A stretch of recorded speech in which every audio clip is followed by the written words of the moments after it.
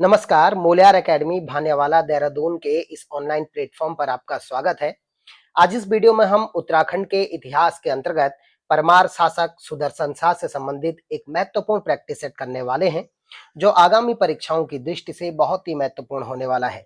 इससे पहले वीडियो में आगे बढ़ें, अगर अभी तक आपने हमारा चैनल सब्सक्राइब नहीं किया है तो कर लें और बेल आइकन को जरूर प्रेस करें, जिससे हमारे द्वारा डाले गए प्रत्येक वीडियो का नोटिफिकेशन सबसे पहले आप तक पहुंचता है।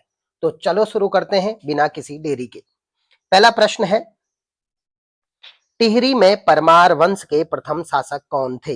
पहला प्रश्न दोबारा सुने, टिहरी में परमार वंश के पहले शासक कौन थे? ऑप्शन एक है प्रद्युम्न शाह, ऑप्शन दूसरा है पराक्रम शाह, ऑप्शन तीसरा है प्रीतम शाह और ऑप्शन चौथा है सुदर्शन शाह। और इसका सही उत्तर है ऑप्शन डी, सुदर्शन शाह, यानी चौथा ऑप्शन। दूसरा प्रश्न बहुत ही महत्वपूर्ण है, वैली ऑफ दून नामक पुस्तक के लेखक कौन है? इसका ऑप्शन है, पहला ऑप्शन है एटकिंसन, दूसरा ऑप्शन है यशोधर मठपाल, तीसरा ऑप्शन है ए आर गिल और चौथा ऑप्शन है अजय रावत। और इसका सही उत्तर है तीसरा option, option third, A R Gill. आपको बता दो, इस बुक में ए आर गिल ने कहा है कि सुदर्शन शाह ने बरेली प्रवास के दौरान देहरादून और चंडी परगने को 3005 रुपए में एक अंग्रेज कैप्टन हेयरिसी को बेच दिया था, इसलिए इंपॉर्टेंट बुक हो जाती है। क्वेश्चन नंबर थर्ड, अंग्रेजों ने सुदर्शन शाह से युद्ध क्षति के रूप में कितनी राशि की मांग की थी? ऑप्शन एक है 3 लाख, ऑप्शन दो है 7 लाख, ऑप्शन तीन है 9 लाख और ऑप्शन चार है 11 लाख। और इसका सही उत्तर है ऑप्शन सेकंड, 7 लाख रुपए। क्वेश्चन नंबर चौथा है, अंग्रेजों ने गणराज्य का विभाजन किस नदी को सीमा मानते हुए किया था?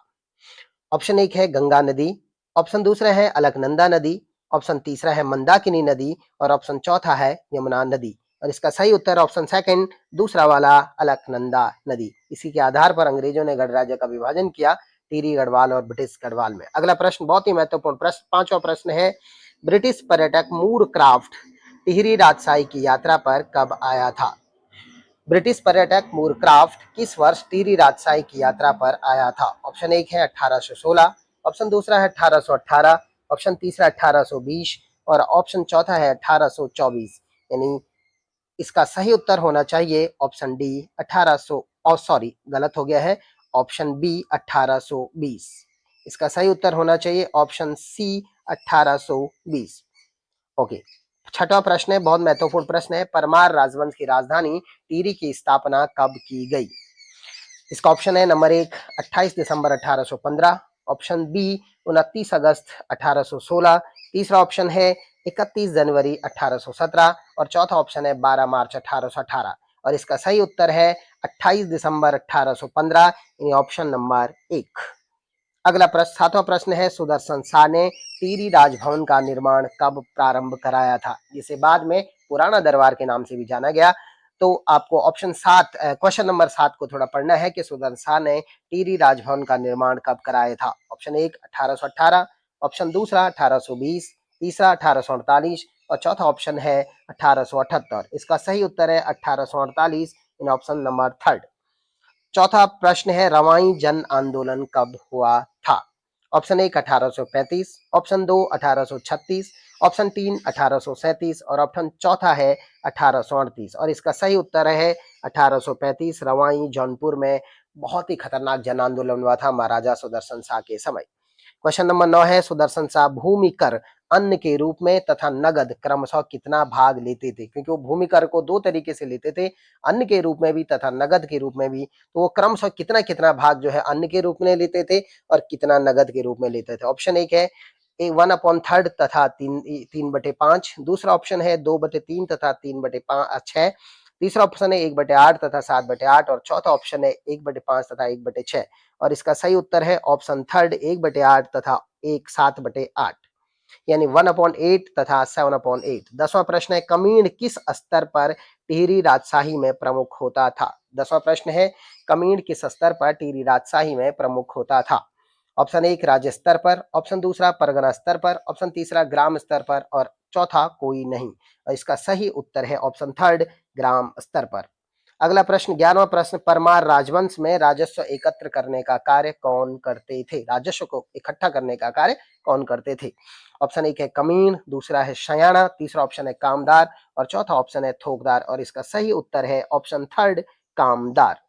अगला प्रश्न है 12वां प्रश्न है, 1857 की क्रांति में अंग्रेजों की मदद करने के लिए पुरस्कार स्वरूप अंग्रेजों ने सुदर्शन शाह को कौन सा जनपद दिया था? बहुत ही जबरदस्त प्रश्न है, क्योंकि 1857 की क्रांति में जो सुदर्शन शाह थे टिहरी के शासक, उन्होंने अंग्रेजों को सैनिक सहायता भी दी और आर्थिक सहायता यानी धन के रूप में भी दी। और उसके बाद जब अंग्रेजों ने हमारे 1857 की क्रांति को दबा दिया, तो उन्होंने पुरस्कार के रूप में सुदर्शन शाह को एक जनपद दिया। वो कौन सा था? ऑप्शन एक है सहारनपुर, ऑप्शन दूसरा है बिजनौर, ऑप्शन तीसरा है कोटद्वार और ऑप्शन चौथा है हरिद्वार। इसका सही उत्तर है सेकंड ऑप्शन बिजनौर। अगला प्रश्न 13वां प्रश्न, सुदर्शन शाह किस नाम से रचनाएं लिखा करते थे? आपको बता दूं सुदर्शन शाह स्वयं एक लेखक भी थे और उनके दरबार में भी बहुत सारे विद्वान थे जो बहुत अच्छे लेखक थे। तो इस प्रश्न को जरा समझें कि सुदर्शन शाह किस नाम से रचनाएं लिखते थे। ऑप्शन एक कवि सूरत, ऑप्शन दो कवि अनजान, ऑप्शन तीन कवि कुमार और ऑप्शन चार सुकुमार और इसका सही उत्तर है कवि सूरत ऑप्शन एक। अगला प्रश्न 14वां प्रश्न है, सुदर्शन शाह की प्रसिद्ध रचना सभागार में कितने खंड हैं? ऑप्शन एक 5, ऑप्शन दो 7, ऑप्शन तीन थर्ड और ऑप्शन चार ऑप्शन तीन 10 यानी 10 और ऑप्शन चौथा जो है वो है 13। तो इसका सही उत्तर होना चाहिए ऑप्शन दो 7। सुदर्शन शाह की प्रसिद्ध रचना सभागार में 7 खंड थी। अगला प्रश्न 15वां प्रश्न, सुदर्शन शाह की प्रसिद्ध रचना सभागार की भाषा क्या है? यानी किस भाषा में उन्होंने सभागार की रचना की?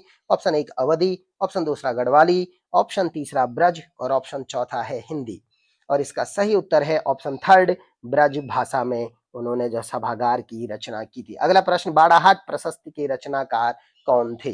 देखो सुदर्शन शाह के जमाने में एक बहुत महत्वपूर्ण प्रशस्ति लिखी गई है जिसका नाम है बाड़ाहाट प्रशस्ति। प्रशस्ति किसे कहते हैं इसके लिए आप हमारी जो क्लास रिकॉर्डिंग वीडियो उसे जरूर देखें, उसके बाद ये सुदर्शन शाह वाला जो प्रैक्टिस सेट है उसे सॉल्व करें। बाड़ाहाट प्रशस्ति में आपको बता दूं बहुत ही महत्वपूर्ण प्रशस्ति है जिसमें बहुत तारीफ की है लेखक ने जो है सुदर्शन शाह की।